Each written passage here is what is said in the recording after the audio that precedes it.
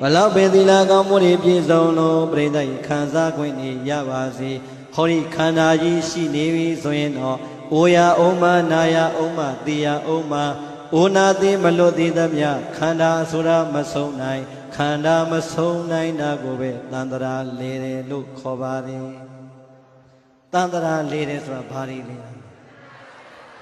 ဘဝတွေတစ်ခုပြီးတစ်ခုရခန္ဓာတွေတစ်ခုပြီးတစ်ခုရနေတာကိုပဲခန္ဓာလေတယ်တန်တရာလေတယ်လို့ခေါ်တယ်ဒီတော့အဲ့ဒီခန္ဓာလေတာကိုလွတ်ဖို့ကြတော့ဒါနာလေးတိလလေးနဲ့လွတ်အောင်ယုံလို့ရမလားမရဘူးဟောဒီယုတ်တရားတန်တရားကြီးရဲ့စက္ကန့်တိုင်းသိနေတာကိုဝိပဿနာဉာဏ်နဲ့တွေ့အောင်ရှာဖို့လိုပါတယ်ဟောဒီယုတ်တရားတန်တရားကြီးရဲ့စက္ကန့်တိုင်းအနိစ္စဆိုတာကိုစာရဲကအနိစ္စခန္ဓာထဲမှာတွေ့အောင်ရှာဖို့လိုပါတယ်စာရဲကဒုက္ခခန္ဓာထဲမှာသိအောင်ရှာဖို့လိုပါတယ်ငါဖြစ်ခြင်းသလိုမဖြစ်ဘူးဆိုတဲ့စာရဲကအနတ္တဟောဒီခန္ဓာမှာတွေ့အောင်ရှာဖို့လိုပါတယ်အဲ့ဒါကြတော့စာတိနာတိလေးနဲ့ရမလားခန္ဓာအတိကိုဝိပဿနာမမှတ်ဘဲနဲ့ရကိုမရပါဒီတော့ဝိပဿနာဘာဝနာမပါသမျှအနိစ္စဒုက္ခအနတ္တရဲ့အမှန်ကိုသိမလားအနိစ္စဒုက္ခအနတ္တရဲ့အမှန်ကိုမသိဘူးဆိုတဲ့ကကိုယ့်ကိုယ်မြဲတယ်ကောင်းတယ်ငါပဲသူပဲဆိုတဲ့အစွဲကွာမလားမကွာသမျှတန်တရာဆုံးမလားမဆုံးဘူးတဲ့ဒါကြောင့်ကျွမ်းမလေးစဉ်းစားလိုက်ပြီးဘလောက်ချမ်းသာပါစေဘလောက်ခံစားခွင့်ရပါစေဟောဒီခန္ဓာကိုယ်ကြီးရပြီဆိုရင်တော့အိုတဲ့မျိုးဖြစ်တဲ့အတွက်အိုရမှာမလွဲပါပဲနာတဲ့မျိုးဖြစ်တဲ့အတွက်နာရမှာမလွဲပါပဲသိတဲ့မျိုးဖြစ်တဲ့အတွက်သိကိုသိရမှာမလွဲပါပဲဘာလို့မလဲတဲ့အိုနာသိမလွတ်သမျှတော့ငါတို့လိုချင်တဲ့ချမ်းသာအမှန်ရမလားမရဘူးဒါကိုသူသွားတွေ့တယ်အဲကြောင့်ဘာဝနာမပါတန်တရာရှည်ကြလွန်လသည်ဘာဝနာမပါရင်တန်တရာမရှိဘူးအဲ့ဒီဘာဝနာကိုပွားမှဝိပဿနာဉာဏ်ကိုရမယ်ဝိပဿနာဉာဏ်ကိုတဆင့်ဆက်ပွားမှမဉ္ဇဉ်ဘုံဉာဏ်ရမယ်မဉ္ဇဉ်ဘုံဉာဏ်နဲ့မှသောတာပန်အစစ်ပထမဆုံးမဉ္ဇဉ်ဘုံဉာဏ်ရပြီဆိုကြတဲ့ကဘဝတည်တက်ကတ်ထားလို့ရမသွားဘူးလားခုနဘဝပဲပြိဿရဲ့အောက်ဆုံးသောတာပတိမဉ္ဇဉ်ဘုံဉာဏ်တော့ရအောင်ကြိုးစားသွားရင်တော့ဘဝတန်တရာဆိုတာတက်ကတ်ထားလို့မရဘူးလားရသွားပြီသူ့အတွက်ဘယ်နှဘဝပဲကြံတော့အေးဒါကြောင့်ဘုန်းကြီးတို့ကလေနိဗ္ဗာန်အထိမပြောပါဘူးဟောဒီဘဝဟောဒီခန္ဓာကြီးရတဲ့အချိန်ငါဆင်းရဲတယ်သူချမ်းသာတယ်ငါဆင်းရဲတယ်သူဆင်းရဲတယ်နဲ့စဉ်းစားလို့မနေပါနဲ့ပြိတ္တရေရထားတဲ့သာသနာအခွင့်အရေးကောင်းကြီးနဲ့ကြုံတော့မှရထားတဲ့ယုတ်တရားနန္တရားကိုဘာဝနာလေးပွားလိုက်မယ်ဆိုရင်တော့ဝိပဿနာဉာဏ်ရရင်ပါရမီကုသိုလ်ပါလိမ့်မယ်အနေဆုံးအပင်၄ပါးတကားပေါက်တော့ပိတ်ပါလိမ့်မယ်မပိတ်ဘူးလားမဉ္ဇဉ်ဘုံဉာဏ်မဟုတ်တော့လည်းပဲဝိပဿနာဉာဏ်သည်ဒီဘဝကနေတန်တရာခရီးသွားရင်တန်တရာမဆုံးသေးဘူးလို့ဆိုတော်လေတဲ့ငရေတရိษံပြိတ္တာသူရကင်ကြမလားဟောမကြဘူးပြိတ္တာရေဒါဆိုရင်ဒီတဲ့ကြိုးစားလိုက်လို့သောတာပတိမဉ္ဇဉ်ဘုံဉာဏ်လောက်များရသွားမယ်ဆိုရင်အေးဘဝတန်တရာခရီးကတော့ခုနှစ်ဘဝလေးဆိုတာပဲကိုယ့်အတွက်ကြံပါတော့တယ်တက်ကတ်ထားလို့မရဘူးလားအေးအဲ့ဒီလောက်အထိတော့မှန်းဖို့မလိုဘူးလားလိုတယ်ဒီတော့ဘာဝနာမပါတန်တရာရှည်ကြလွန်လသည်ဒီတော့လိုက်ဆိုဘာဝနာပါမဝတ္တုခမုံချငြိမ့်လိမ့်မည်ဆိုကြည်သား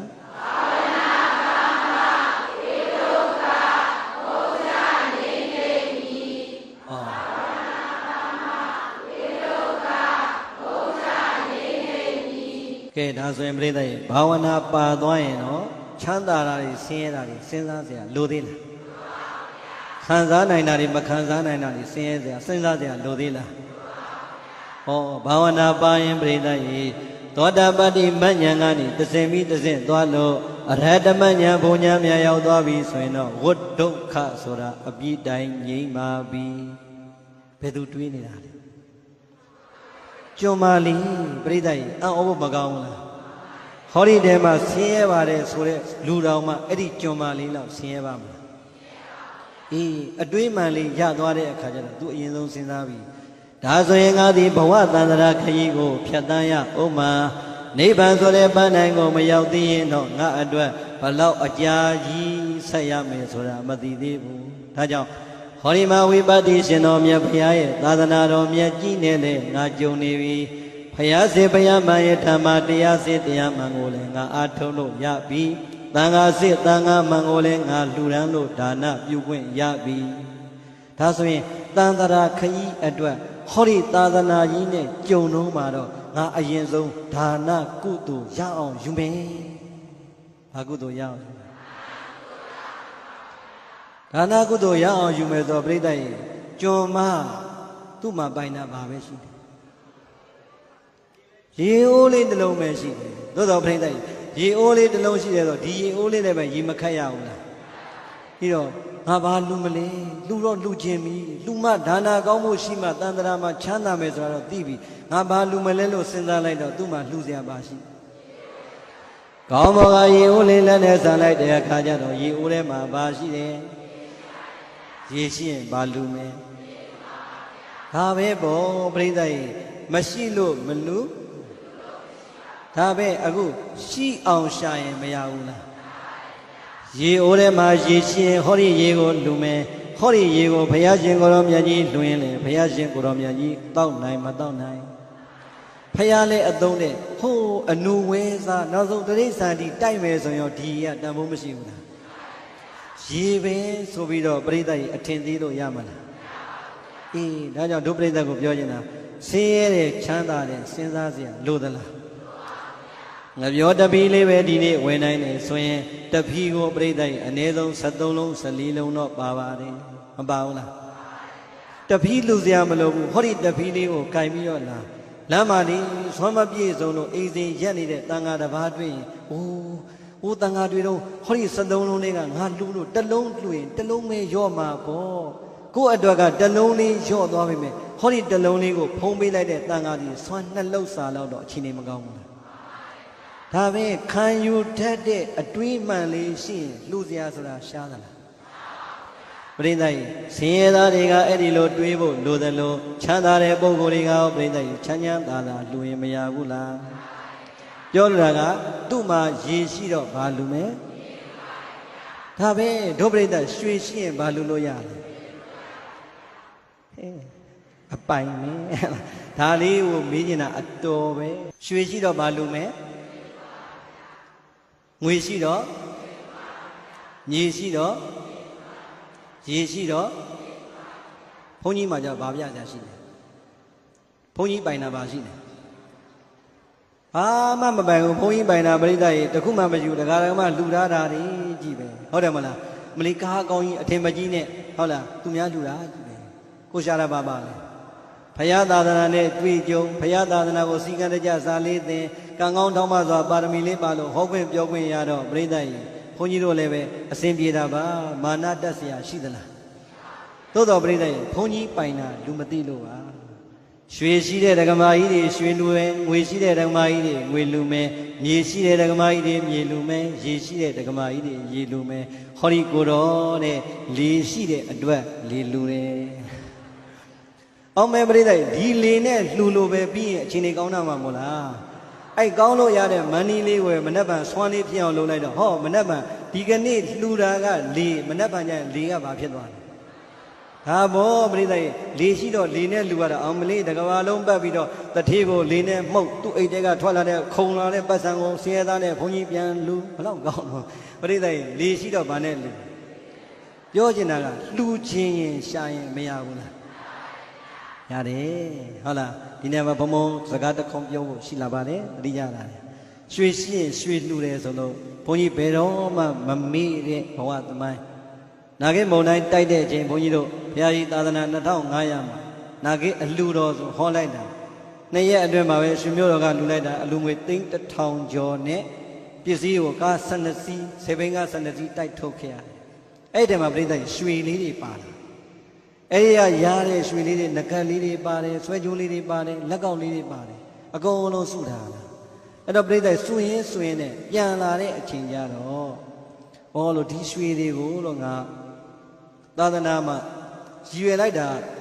ဘုရားတွေထီးတွေပြုတ်ကြတယ်လို့နာကိတော့ဘုရားထီးတွေလိုက်လူမယ်ပေါ့အဲ့ဒါနဲ့ပရိသတ်ကြီးစဉ်းစားနေတော့ရှိတယ်အိမ်မက်ထဲမှာကြုံတဲ့ဘုရားတော်တော်များများလည်းသိပဲဖြာပုံမျိုးကလေပြည်လုံးချမ်းသာသားစီဘုရားကြီးဆိုတာဘုန်းကြီးဒါအားလုံးဝမ်းမြောက်ဖို့ပြောတာပါမန္တလေးရွှေမြို့တော်ကလှူလိုက်တဲ့အဲ့ဒီတုန်းကရွှေတို့ရွှေသားတွေနဲ့ရန်ကုန်မှာတရားပွဲတွေမှာအမြဲတမ်းလှူတယ်တယောက်ကငကလာလှူလိုက်တယောက်ကလက်ကောက်လာလှူတဲ့ရွှေတွေပေါင်းလိုက်တာငါ49သိန်းရတယ်နောက်ထပ်3သိန်းပြည့်သိန်း50ဖယ်ထားလိုက်တယ်ဖယ်ပြီးတော့အဲ့ဒီသိန်း50ကနေစပြီးတော့မာဒီလိုက်တာအဲ့ဒီပြည်လုံးချမ်းသာသားစီဘုရားကြီးဆိုတာကျောင်းတော်ကြီးနာဂေတဲ့ပါသွားပြီးတော့ညံတော်36ပြီထိုင်ကိုယ်တော်ကြီးရှင်းနှစ်ပေါင်းဘလောက်ကဆိုတာသူတို့မြို့တော်မပြောနိုင်ဘူးကမ်းနားမှာအဲ့တော့အဲ့ဒီဘုရားကြီးကိုဘုန်းကြီးနေနာဂေပြည်သူပြည်သားများအလှူတော်ကနေမာဒီလှူလိုက်တာဒီကနေ့ကျောင်းတော်ကြီးဆောင်းဝန်းကျင်ตายအောင်လှုပ်လိုက်တာသိန်း1000လောက်ကုန်တယ်ဘုန်းကြီးငွေရအဲ့ဒီမှာအဲ့ဒီတုန်းကအလူငွေသိန်း300လောက်ပါမယ်ကျန်တဲ့တရားဓမ္မတွေပေါင်းပြီးတော့လှူတာပြီးသွားတယ်နောက်ကမ်းပြိုလာလို့အဲ့ဒီကမ်းကိုပိုင်ရိုက်ပြီးတော့လှုပ်လိုက်တာပိုင်ရိုက်တာကသိန်း1600လောက်ကုန်တယ်ကမ်းမပြိုတော့အခုအဲ့ဒီဘုရားကြီးကျောင်းတော်ကြီးနဲ့မိုးလုံးလေးလုံးပြီးသွားတယ်ရင်မြင်တော်ဆိုရင်လည်းအခုမန္တလေးကနေစကြင်ကျောင်းနှစ်ပေပတ်လေကြီးခင်းလိုက်တာအကုန်လုံးပြီးသွားတယ်အဲ့တော့ဘုန်းကြီးအမြဲတမ်းဖြာပုံမှာတရားဟောပြဟောဒီအလူရဲ့အကျိုးဆက်သည်လို့မန္တလေးရွှေမြို့တော်ဆိုရွှေမြို့တော်သားများလှူလိုက်တဲ့ဟောဒီရွှေအလူလေးကိုငါတန်ဖိုးရှိအောင်ဘယ်လိုသုံးမလဲဆိုတဲ့စိတ်ဓာတ်ကနေခုလောက်ကြီးတဲ့အလူကြီးဖြစ်သွားတာပါပရိသတ်ဖြာပုံမျိုးကိုရောက်ရင်ဖူးလို့ရတယ်ဘုန်းကြီးတို့စာနယ်ဇင်းတွေဂျာနေတွေလည်းတော်တော်များများရေးကြပါတယ်ဟုတ်လားပြောလို့တာကတော့ရွှေမြို့တော်ရဲ့အလူကိုဝမ်းသာဖို့ပြောတာပါရွှေရှိတော့ဘာလူအေးအနည်းကျော်ရင်ပရိသတ်ဒါနာကောင်းမှုပြုမယ်လူစရာရှာရင်မရဘူးလားရတယ်တော်သူတောင်သားတွေဆင်းရဲတယ်ဆိုပြီးအားငယ်စရာလိုသေးလားတော်တော်များများနော်ဒါကျုပ်တော်သားအစ်စ်ပါဘုန်းကြီးတို့တော်သားအစ်စ်ဝမ်းတွင်းမြို့နယ်သားဟုတ်လားကျုပ်တို့တုံးရလူတွေတချို့ဆင်းရဲတာလည်းမပြောနဲ့ဒါနအကျိုးလည်းသိမ့်နားမထောင်ဘူးဒါနပြုရမှလည်းလက်တော့တယ်ဘာလို့တော့လဲကိုနှမ်းငင်းတွေကထွက်တဲ့နှမ်းတန်းတခါတည်းတင်း30 40ရတာတော့မှပရိသတ်ကြီးတို့စီဘူးတစ်လုံးကိုကြွလာတဲ့ဘုန်းကြီးကိုရက်ရက်ရရလှူရဲတဲ့စိတ်သိမရှိဘူးအပြစ်ပြောတာမဟုတ်တော့အော်စိတ်မကောင်းလိုက်တာဒါကြောင့်လေတို့အမျိုးတွေတောမှနေရတာဘူးတရားစိတ်ကိုကမနေဘူးလားအေးပရိသတ်ကြီးဟိုဘဝတုန်းကဒါနာကောင်းမှုနေလို့ဟိုတောကျုံအောင်ညာဂန္ဓရပင်အောက်မှာလူဖြစ်တယ်ဒီဘဝအဲ့ဒီလိုဒါနာကောင်းမှုနဲ့ဓိတဲ့ကားလန်းနဲ့ဝေးတဲ့နေရာမှာလူဖြစ်မှာသို့တော်ပရိသတ်ကြီးသူတို့ကဆုတောင်းရင်တော့ဘာတောင်းလဲနိဗ္ဗာန်ခမရတို့ကဘာတောင်းလဲပရိသတ်ကြီးသွားတာကတော့မေးလိုက်ရင်ဘယ်ကိုချိန်နေတာလဲမိုးလင်းအောင်မေးလျှော့မလားနိဗ္ဗာန်ကတော့တရားမှမလျှော့လှူပါဆိုတော့ဘာပြောလဲကိုတော်တို့ဘုန်းကြီးတရားလှုပ်ကြံလျှောက်လို့မယ်ရွတ်တော်ပြည်တာမဟုတ်ဘူးလားပရိသတ်ကြီးအဲ့ဒါကြောင့်ပြောချင်တာကမိမိစွမ်းနိုင်တဲ့ဒါနာကုသိုလ်ကိုရအောင်ယူတတ်ဖို့လိုပါတယ်မိမိတို့စောင့်ထိန်တဲ့သီလကုသိုလ်ကိုလည်းဥပုသ်သီလ၄လောက်တော့ရအောင်ယူဖို့လိုပါတယ်မလိုဘူးလား၅ပါးဆိုတာတော့အစတည်းကဘုရားကပရိက္ခရာအနေနဲ့ထည့်ပေးလိုက်တာပဲငါသားယဟန်တော်ကြီးမင်းတို့သာသနာပေါင်းနေ229သွန်သိက္ခာပုဒ်စောင့်ထိန်ဟောပြီးသားငါသားသမီးတွေလူတကာဓမ္မတွေမင်းတို့ဗုဒ္ဓရဲ့သားတော်သမီးတော်မှန်၅ပါးသီလကိုဘုန်းကြီးတွေလိုပဲလုံအောင်စောင့်ထိန်မပြောဘူးလားအဲ့အမြဲတမ်းထိရမယ်၅ပါးတော်မှလုံနာများလားမလုံနာများလားမေတ္တာကကိုယ်ကသာမလုံနာပရိသတ်ကြီးတထေးဆိုတဲ့မှန်စီးပွားဆိုတဲ့မှန်နဲ့ဟိုဘုန်းကြီးတက်ပြီးတော့ဖိုက်တာရောမရှိဘူးလားဘုန်းကြီးတွေကလည်းဘုန်းကြီးတွေကလည်းမလုံနေကြလို့ကိုလည်းပြန်မေးအောင်ဟုတ်လားအဲ့တော့ပရိသတ်ကြီးပြောချင်တာကဒါနစုံဖို့လိုပါတယ်သီလပါဖို့လိုပါတယ်ဘာဝနာပါဖို့လိုပါတယ်ဘယ်သူတွေးနေတာလဲအတွင်းပံလေးကိုရသွားတဲ့ကြုံမလေးပုံမှန်တိုင်းပဲသူ့အလုံးလေးလုံးငါဒီဘဝသန္တရာအတွက်ဒါနရအောင်ပြုမှဖြစ်တော့မယ်သီလလုံအောင်စောင့်တည်ခြင်းသုံးမှဖြစ်တော့မယ်ဘာဝနာတရားပွားများမှဖြစ်တော့မယ်အတွင်းမှန်လေးကိုရအောင်တွေးနိုင်တဲ့အခါတခါတဲ့သူမိတ္တာယာမကျောင်းတော်ကြီးဘေးဝိပဿနာရှင်တော်မြတ်ဘုရားသတင်းသုံးတဲ့သူမိတ္တာယာမကျောင်းတော်ကြီးဘေးကနေရေအိုးလေးရွက်ပြီးတော့ကိုယ်အလုတ်ရေခတ်တဲ့အလုံလေးကိုလှုပ်တဲ့အချိန်ကျောင်းထဲမှာဝင်ထွက်သွားလာနေတဲ့လူတွေကအများကြီးဆိုတော့ဟဲ့လူတွေစီလိုက်တာဒီနေ့ဘာများရှိလဲမသိဘူးဘာများရှိလဲမသိစဉ်းစားပရိသတ်ရေစဉ်းစားရင်နဲ့ကျောင်းတော်ကြီးရဲ့ကျောင်းပေါက်မုတ်ဥဝနာကနေချောင်းပြီးကြည့် ကြောင်းပြီးတော့လူကြီးတယောက်ကိုတွေ့တော့မေးတယ်ဦးလေးလူတွေများလိုက်တာဘာပွဲရှိတယ်ဟဲ့သမီးဘာပွဲမှမရှိဘူးဟိုဒီလူတွေဘာလာလောက်တာလဲဩသမီးရဲ့ဒီနေ့ကဥပုံနေ့လေဘာနေ့လဲ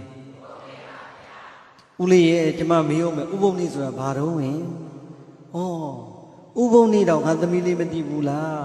ဩသမီးရဲ့ဥပုံနေ့ဆိုတာလေရှင်တော်မြတ်ဘုရားဓမ္မ၈ပါးသီလ၉ပါးသီလတွေစောင့်တည်ပြီးတော့အဲ့ဒီသီလကိုလုံခြုံအောင်စောင့်ထိန်တရက်တာစောင့်ထိန်နောက်တနေ့အာယုံတက်အထိသီလအကျင့်နဲ့ပြည့်စုံအောင်နေတာကိုဥပုံနေ့လို့ခေါ်တယ်ကွယ်။အိုးကောင်းလိုက်တာ။ဒါဆိုရင်ဒီလူတွေဘယ်ကလာစောင့်တာလဲ။ဟဲ့သမီးတခြားမဟုတ်ဘူး။ငါတို့ရဲ့ဗန္ဓုမတိနေပြည်တော်ကြီးကိုစိုးပိုင်အုပ်ချုပ်မင်းလုံးနေတဲ့ဗန္ဓုမာမင်းကြီး။မင်းကြီးကိုယ်တိုင်သူ့ရဲ့မူကြီးမယသေနာပတိအချမ်းရံနေတဲ့ဝိပဿနာရှင်တော်မြတ်ဘုရားထံပေါက်မှာတရက်တာဥပုပ်လာပြီးတော့စောင့်နေတာပရိသတ်ဘယ်သူစောင့်နေတာဗန္ဓုမာမင်းကြီးကိုယ်တိုင်ဥပုပ်လာစောင့်နေတာအဲ့တော့ပရိသတ်ကျော်မာလေးကရင်ပတ်လေးပြီးကျွတ်တို့တိုင်းပြည်ကိုအုပ်ချုပ်တဲ့ဗန္ဓုမာမင်းကြီးကသူ့ရဲ့ပိုင်ဆိုင်မှုယာတုအာဏာစည်းစိမ်တွေကိုတရက်တာစွန့်ပြီးတော့ဘုရားထံမှာဥပုပ်လာစောင့်နေဟုတ်လားဟုတ်တာဗောသမီးရဲ့ပိုင်ဆိုင်မှုတွေကိုတရက်တာထားပြီးတော့မှဘုရားကျောင်းမှာလာဥပုပ်စောင့်တာအိုးကောင်းလိုက်တာတဲ့ငါးပြာအာယုကမ္မဝံတရားတွေနဲ့ပြည့်စုံနေတဲ့ဗန္ဓုမာမင်းကြီးယာတုအာဏာစည်းစိမ်ဥစ္စာတွေကိုတရက်တာစွန့်ခွာလို့လာပြီးတော့ဥပုပ်စောင့်နေတယ်သူလိုပုဂ္ဂိုလ်ကတော့ပိုင်ဆိုင်မှုကိုတရက်တာစွန့်ခွာလို့ဥပုပ်စောင့်နိုင်တယ်ဆိုရင်တဲ့ရေအိုးတစ်လုံးပဲပိုင်တဲ့ငါကဒီကနေ့ဒီရေအိုးကိုဘာဖြစ်လို့ဘေးနားမှာမချနိုင်ရမှာလဲပရိသတ်တရားနာမယ်ဘယ်လိုပေးတာအတွေးလေးတွေမကောင်းလားအဲ့ဒါပဲပရိသတ်ပြောချင်တာကငါသည်မပြည့်စုံလို့ဆိုတဲ့အကြောင်းတွေပြနေကြတယ်။သာယေသမီးရဲ့စီဝါရေးဥစ္စာရေးတွေကြောင့်မလုံနိုင်ဘူးလို့အကြောင်းတွေပြနေကြတယ်။ဝါတွင်မှာဥပုပ်ဘယ်နှဥပုပ်ရှိကဲဘယ်နှဥပုပ်များစောင့်ပြီးပြီလေလို့မင်းဒီတည်းကလူတွေအကုန်လုံးကြည်ကြဲပြောရဲသလားဘယ်လိုပြောမလဲစောင့်တဲ့ကစောင့်တာမဟုတ်တော့မစောင့်တဲ့ကပဲစောင့်နိုင်မလားနှစ်ယောက်တည်းများမင်းမျက်တောင်မျက်လုံးလေးကိုထောက်ကပ်ပြောမှာပြိဿရဲ့ဟောဒီမှာပြိဿရဲ့စဉ်းစားကြည့်တာတိုင်းပြည်အုပ်ချုပ်မင်းလုပ်တဲ့ဗန္ဓုမာမင်းတော်ရှင်တော်မြတ်ဘုရားရဲ့ဘုရားယုံကြည်တဲ့တရားတရားကံကံရဲ့အကျိုးကိုယုံကြည်တဲ့တရားတရားဘဝတန်တရာခရီးအတွက်သီလအကျင့်ပြည့်စုံမှဖြစ်မယ်ဆိုတဲ့အတိတရားသည်တနေ့တာပိုင်ဆိုင်မှုတွေကိုစွန့်ခွာပြီးတော့ဥပုပ်လာမဆောင်ဘူးလားဒါပဲပေါ့ဒါကြောင့်ကိုယ်ပိုင်ဆိုင်မှုတွေကိုအဟုတ်ကြီးထင်ပြီးတော့ပြိဿရေဘာမှမဟုတ်တာကိုတွေ့တာပြီးတော့ဥပုပ်လောက်တော့မှမဆောင်နိုင်ဘူးဆိုရင်ဗုဒ္ဓဘာသာသူတော်ကောင်းတစ်ယောက်အတွက်ပြည့်စုံတဲ့ပုဂ္ဂိုလ်ဖြစ်ပါမလားတည်င်းကျွတ်လာပြင်းနေနောက်ပိုင်းကျရင်တည်င်းကျွတ်ဆိုတဲ့အတိုင်းဥပုပ်ပါဖြစ်သွားတယ်ကျွတ်တာများပါတယ်တချို့ကမကျွတ်တကျွတ်ကိုရှိနေတယ်ဟုတ်လားတည်င်းကျွတ်လာပြင်းကိုမရောက်သေးဘူးဥပုပ်ကကျွတ်ချင်နေဟုတ်လားအဲ့တော့ဥပုပ်တချို့ကစောင့်ရတယ်သို့တော့မစိုးအဲ့ဥပုပ်စောင့်တာလည်းဟောရင်လည်းဆုံးမှာပေါ့ပြိဿရေဘုန်းကြီးအတွေ့အကြုံလေးပေါ့တရက်ဘုန်းကြီးရဲ့ဒကမာကြီးသမီးဘုန်းကြီးကညညဆိုရင်12နာရီလောက်မှကျင်းနေဆိုတော့သူကသိတော့17နာရီကျော်နေပြီဖုံးဆက်လာဟာဒီဖုံးကအချင်းမေနိုင်ငံခြားဘုံလာကောက်ကန်ကလေးတွေအိတ်ကုန်ဟဲ့မလားဖုံးဖုံးနဲ့ကျင်းပြီလားဟဲ့ဒီချင်းကိုကလန့်သွားတယ်ဒကမာကြီးများဘာဖြစ်ပြီလဲဟဲ့ဒီချင်းမှလည်းဘောင်းဘောဖုံးရင်17နာရီမထိုးသေးလို့စောင့်12နာရီမထိုးသေးလို့ဘာဖြစ်လို့တော့17နာရီထိုးရင်ဘာဖြစ်မှလဲမဟုတ်ဘူးတဲ့ဒီနေ့ရောင်ရမ်းပြီးဥပုပ်ဆောင်ပြီးတော့ဘိုက်ကစားနေပြီ17နာရီကျော်ရင်တွေ့မလို့စောင့်တယ်ကဲမလေးသားကြီး तू က17နာရီထိုးတော့ဘာဖြစ်လို့စောင့်လဲ12နာရီပြည့်ရင်တော့ဥပုပ်ကုန်ပြီပေါ့လေတရက်တာကုန်ပြီ12နာရီ10မိနစ်ဆိုတွေ့တော့မယ်အစင်းလေးခေါက်ဆွဲပြုတ်ပြီးသားဟုတ်လားအဲ့တော့မလေးသားဟဲ့မဟုတ်ဘူးဥပုပ်စောင့်နေဆိုတော့နောက်တနေ့အာယုံတက်မှဥပုပ်ထွက်တာငါတို့ဘုန်းကြီးတွေလိုပဲအာယုံတက်မှဖုံးပေးရတယ်လို့ပဲနင်တို့လည်းအာယုံတက်မှဥပုပ်စောင့်တာအဲ့ကြတော့မလေးသားကြီးဖုံးတော်ဆက်မပြောဘာပြောတာလဲမှားပါတယ်ကွာဆိုတာအဲ့ဒီလိုဥပုပ်မျိုးလည်းမဖြစ်စေနဲ့ပေါ့ဟုတ်လားဟုတ်တယ်မလေးသားကြီးကြော်မာလေး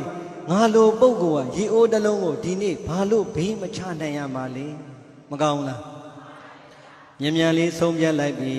ပါလာတဲ့ရေအိုးလေးတွေကရေဝိပဿနာရှင်တော်မြတ်ဗျာနဲ့တန်ဃာတော်မြတ်ဒီသုံးဖို့ရန်အတွက်ရရရော်ရော်နဲ့လူရန်လိုက်ပြီ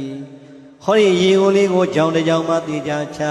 ရလာတဲ့အခွင့်အရေးလေးကိုလက်မလွတ်စေပဲနဲ့ ရှင်တော်မြတ်ဘုရားရဲ့ဓမ္မ8ပါးသီလခံယူလိုက်ပါပြီဟောဒါနကုသိုလ်ချက်ချင်းမပါဘူးလားသီလကုသိုလ်ချက်ချင်းမယူဘူးလားအေးငါဒီကနေ့ရေလူရန်ရတဲ့ဒါနကုသိုလ်လည်းရပြီငါရဲ့ကာယကံဝစီကံကိုလည်းစောင့်ရှောက်ထိန်းသိမ်းတဲ့သီလအကျင့်လည်းငါလုံအောင်စောင့်လို့ရပြီဘာပဲကြံဘာဝနာပဲကြံတဲ့ဟောဒီလိုသီလအကျင့်လေးနဲ့ရှင်တော်မြတ်ဘုရားရဲ့ကြောင်းကိုရောက်နေတဲ့အချိန်ငါဒီတိုင်းကြီးနေလို့တော့မဖြစ်ဘူးတဲ့သမထဘာဝနာဖြစ်တဲ့ဂုဏ်တော်တွေပွားရင်ပွားပြီးတော့လည်းနေမယ်ဝိပဿနာဘာဝနာဖြစ်တဲ့ယုံနာကိုရှုရင်လည်းရှုမှတ်လို့နေမယ်နှစ်ခုသို့မဟုတ်တစ်ခုလုပ်ဖို့မလိုဘူးလားအဲ့ဒါမှသာလျင်ပြည့်စုံပါလိမ့်မယ်ပြီးတော့ဒီနေရာမှာဘုန်းကြီးနည်းနည်းလေးရှင်းမယ်ဟုတ်လားတဏှာကြီးလောက်ဟောမလို့တရားကောင်းသွားပြီမန္တလေးကျောင်းရုပ်ကယောဂါကိုတက်တယ်မန္တလေးကျောင်းအတန်ကအလိုလိုကောင်းနေသလိုပဲဟုတ်လားမင်းညတာ9နိုင်လောက်ပဲအေးရအေးမဝဘူးခုနကားပေါ်တက်လာတော့အိတ်ချင်လို့ရှိနေတယ်သို့တော့ပိဋကမြင်လိုက်တော့အာတက်သွားဒီတော့ဒုပရိသတ်ဥပုသ်ဆောင်လားမဆောင်လားဟုတ်ပြီနော်ဒါဆိုရင်ဒုပရိသတ်ကိုမေးမယ်အမှန်တိုင်းပြောဥပုသ်နေ့မပြောဘူးလားအေးမနေ့ကပဲကျုပ်ဥပုသ်နေ့ဟောအောင်ပါ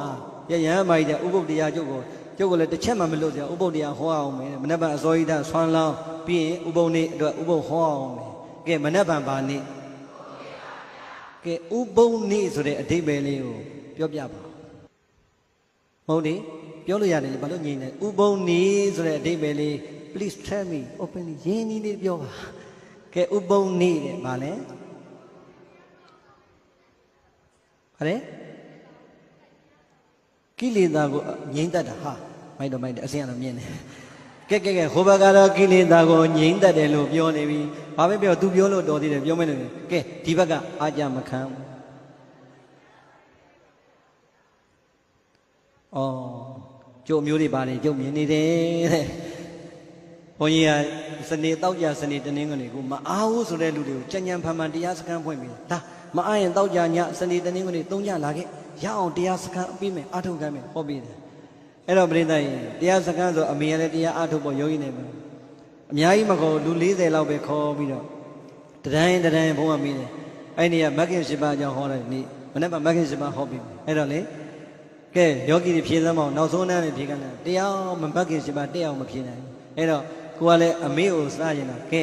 ရှေ့ဆုံးကယောဂီဒေါ်အေးကြီးနဲ့တကွခေါင်းဆောင်ကြီးများကမဂ္ဂင်7ပါးဖြေကြပါဦးကိုကနှောက်လိုက်တာအမလီသူ့အလုံးကကိုယ့်တည်းကြီးတယ်မဖြေတတ်လို့ဖြေတတ်တဲ့သားမွေးပြီးပလင်မော်တင်ထားတာလေးနဲ့ကိုယ့်ကိုဆက်ဟော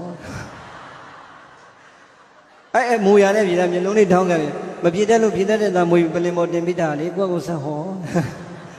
ငူလည်းပဲမဖြေတတ်လို့ကိုရောစီလာနာတာကိုတော့ကိုယ့်ကိုဆက်ဟောကြာနေလိမ့်မယ်ဟုတ်လားဥပုံနေခေဗုဒ္ဓဘာသာတွေအတွက်ခေစားတဲ့စကားလုံးမဟုတ်ဘူးလားမှတ်ထားဟုတ်လားဘုန်းကြီးပြိဿကြီးပြောမယ်8ပါးသီလယူတဲ့အခါကျတော့ပြင်စသီလံလို့ဆိုသလားဥပောတထသီလံလို့ဆိုသလား8ပါးသီလဆိုရင်အဋ္ဌင်္ဂသမဏကတံဥပောတထသီလံဓမ္မယာစာမိအင်္ဂါ8ပါးနဲ့ပြည့်စုံတဲ့ဥပုသ်သီလကိုပေးပါမတောင်းလားနောက်ကမှသမာဓိယာမိသိက္ခာပုဒ်ကြတော့မဆောက်တည်ဘူးလားစတောင်းကလေးက8ပါးသောအင်္ဂါနဲ့ပြည့်စုံတဲ့ဥပုသ်သီလပေးပါအဲ့မှာပါဠိသည်ဥပောတထပါမလားဟုတ်လားဥပောတထပါဠိကိုပုတ်ခွဲလိုက်ရင်ဥပကတပုတ်ဝတ္တထကတပုတ်ဒါကမှပေါင်းပြီးတော့ဥပောတထလို့ပေါင်းထားတာဒီတော့ဥပဆိုတာကအဓိပ္ပာယ်တစ်ချက်ဝတ္တထဆိုတာကအဓိပ္ပာယ်တစ်ချက်ဝတ္တထဆိုတာကနေထိုင်ခြင်းလို့အဓိပ္ပာယ်ရတယ်ဘာလို့ရဒါဆိုရင်ကျုပ်ကတစ်လုံးပြီးပြီခင်ဗျားနောက်တစ်လုံးကဥပဆိုတာဘာလဲဥပမဟုတ်ဥပပြောတာတော့ဥပမဟုတ်ဘူးဟုတ်လားခင်ဗျားတို့ဥပကြတော့မသိဘူးလားဥပကြတော့မလီအတန်လေးဥပအမဲအတန်တော့အကျဉ်းနေကိုကဥပမဟုတ်ဘူးဘာလဲဥပအေးပတ်သွားဥပဆိုတာကုသိုလ်အကျင့်ပြည့်စုံလို့အဓိပ္ပာယ်ရတယ်ဒီတော့ဥပဆိုတာပြိဿကြီးဒါနကုသိုလ်သီလကုသိုလ်ဘာဝနာအကုသိုလ်အကျင့်ပြည့်စုံနဲ့ဝတ္တထနေထိုင်ရင်ဒါဆိုဥပုံနေ့ဆိုတာကုသိုလ်အကျင့်ပြည့်စုံနဲ့နေတဲ့နေ့ကိုဗာနေ့ခေါ် တစ်သလုံးမှတ်သွားဥပုံနေ့ဆိုတာပြန်ပြော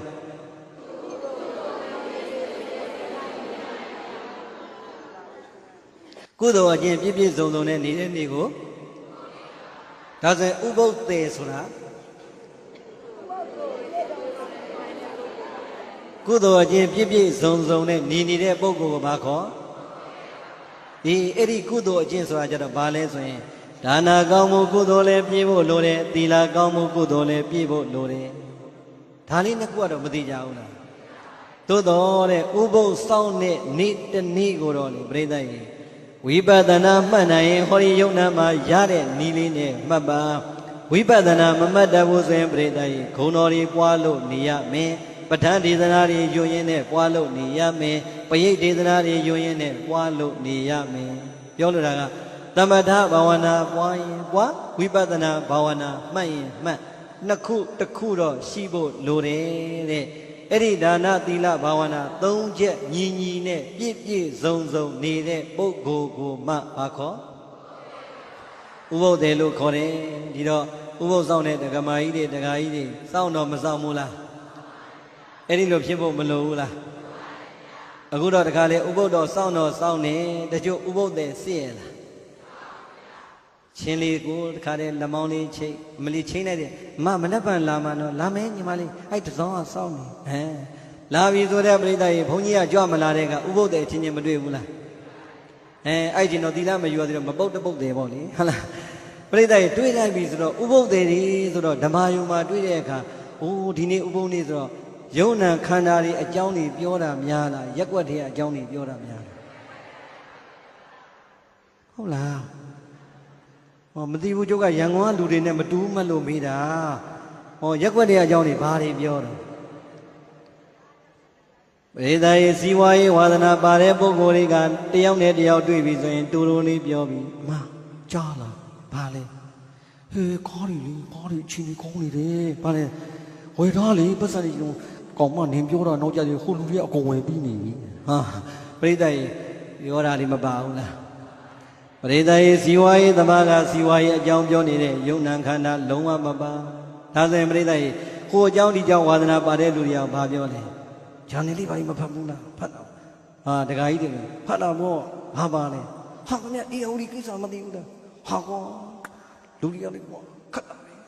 ဘုန်းကြီးကလည်းဟောနေမဟုတ်ဒါရောမပါဘူးလားမပြောနဲ့ဆိုတာကဥပုသ်တယ်ဆိုရင်အဲ့ဒါတွေပြောလို့ရတယ်မပြောနဲ့တဲ့အရက်တွေကအကြောင်းတွေမပြောပါနဲ့ရွာတွေကအကြောင်းတွေမပြောပါနဲ့သားကြောင့်သမီးကြောင့်တွေမပြောပါနဲ့ဥပုသ်တယ်ကာယကံဝစီကံစောင့်ထိန်တဲ့၈ပါးသီလယူပြီးပြီဆိုရင်တော့သမထပွားရင်ပွားပါဝိပဿနာ